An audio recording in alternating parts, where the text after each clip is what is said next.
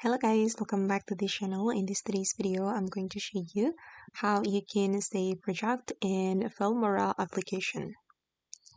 Okay, let's get started. Here I have already opened my wondershare Filmora application on my computer. And as you can see guys, I have opened my project and I'm going to show you how we can save this project. So if you want to save project, we can go to the file menu and then we can choose save project like this, and then you can choose the location that you want to save your project. I'm going to choose, for example, download.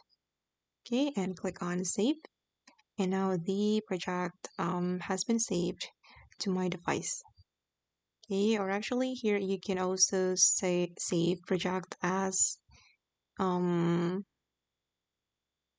this one, and it's the same, I think. And let's try save project as template. And yeah, we need to access the template. Okay, and then I'm going to close it. Okay guys, and that's how we can save project in Filmora.